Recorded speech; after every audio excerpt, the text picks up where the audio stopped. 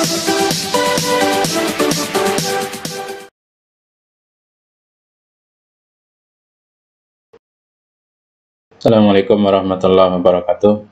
Pada kesempatan kali ini saya akan memberikan tutorial atau cara pengelolaan setting kelas atau paralel dan setting nama pembayaran pada aplikasi AKS Makom. Untuk mengatur hal tersebut, kita login melalui login level admin. Masuk ke admin. Kemudian menu pengaturan sebelah kiri, di sini ada pengaturan kelas. Nah, pengaturan kelas ini defaultnya yang bawaan dari aplikasi adalah abjad. Meskipun demikian, untuk penamaan paralel di sini sebenarnya custom, kita terserah bisa berupa abjad, huruf, angka, ataupun nama. Misalnya nama pahlawan atau sebagainya. Nah, adapun yang bisa diubah adalah hanya paralel di sini. Untuk jenjang atau tingkat di sini ini adalah default, tidak bisa kita ubah. Nah, adapun untuk pengisian paralel itu tidak perlu satu persatu tiap tingkat atau tiap jenjang. Jadi paralel ini nanti akan digunakan juga untuk jenjang kelas 7, kelas 8, kelas 9 misalnya. Misalnya ada kelas 7A, 7B, 7C, dan juga ada 8A, 8B, 8C. Maka di sini hanya diisikan atau hanya perlu dimasukkan satu saja A. Karena nanti akan dikolaborasikan antara kelas atau tingkat dengan paralel di sini. Nah, ini apabila ada kelas-kelas yang tidak terpakai bisa kita hapus ataupun kita nonaktifkan. Kita nonaktifkan misalnya pada tahun pelajaran tertentu ada kelasnya, namun pada tahun pelajaran tertentu lagi itu sudah tidak diaktifkan, bisa kita nonaktifkan.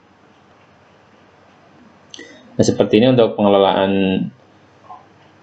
kelas dan paralel. Nah, ini custom, misalnya untuk SMK, jenjang SMK bisa juga paralel di sini, misalnya jurusan, misalnya TKJ 1, TKJ 2, atau jurusan apa 1, 2, nggak masalah. Nah, ini untuk pengaturan paralel. Untuk menambah bisa kita tambah juga di sini. Ini contoh aja pengisian, misalnya TKJ 1 untuk SMK misalnya, atau untuk SMA bisa IPA 1 atau IPA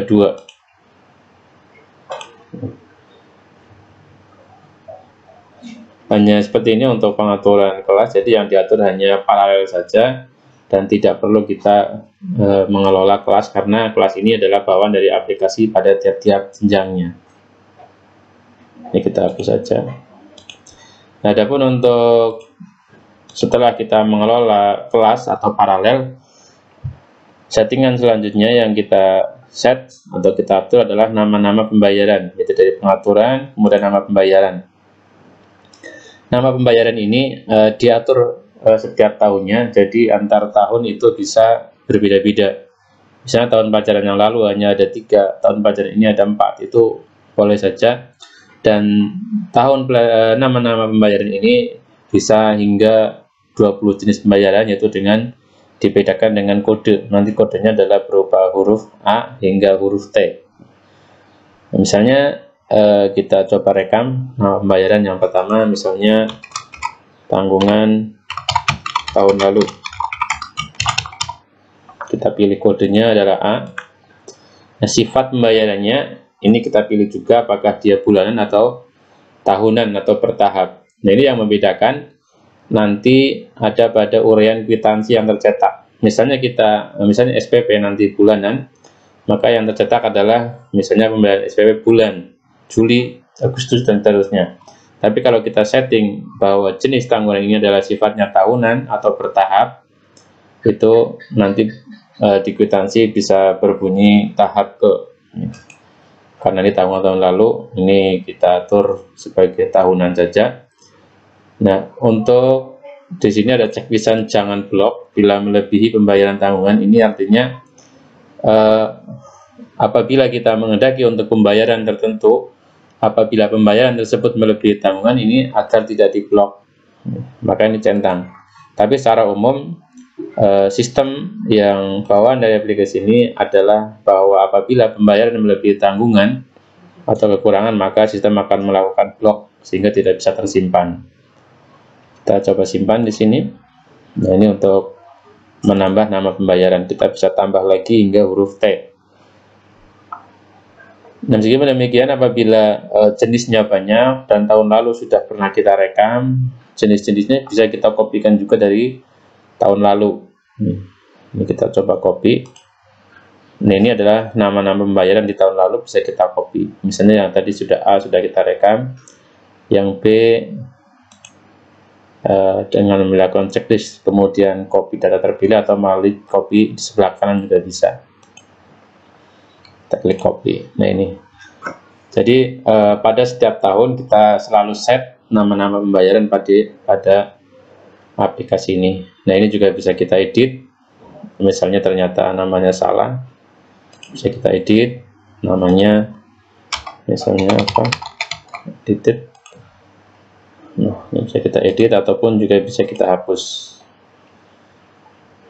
Tapi yang perlu diperhatikan bahwa dalam penamaan ini adalah di awal tahun. Sebaiknya di awal tahun, dalam arti apabila sudah ada transaksi yang menggunakan kode yang sudah kita rekam, jangan sampai kita menghapus atau merubah kode jenis pembayaran ini, karena nanti akan bisa mengacaukan report atau laporan.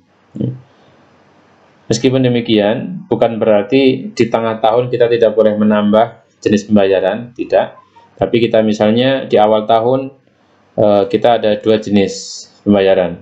Nah, kemudian di tengah tahun ternyata ada tanggungan baru.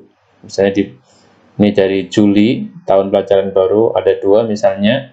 Kemudian di tengah tahun di Januari ternyata ada tanggungan buku misalnya. Kita bisa tambahkan tanggungan buku misalnya, meskipun ini terjadi di pertengahan tahun. Nah, setelah merubah ini, tentunya tanggungan anak itu juga berubah. Nah, nanti pengaturannya melalui pengaturan siswa dan tanggungan. Nah, tapi ini harus direkam terlebih dahulu sebelum mengatur siswa dan tanggungan. Nah, demikian untuk pengaturan kelas paralel dan juga pengaturan nama-nama pembayaran yang di-set ini pada awal tahun. Jadi sebelum menggunakan kita atur dulu kelas paralel yang ada dan nama-nama pembayaran yang akan digunakan pada tahun pelajaran berjalan. Demikian, semoga bermanfaat. Assalamualaikum warahmatullahi wabarakatuh.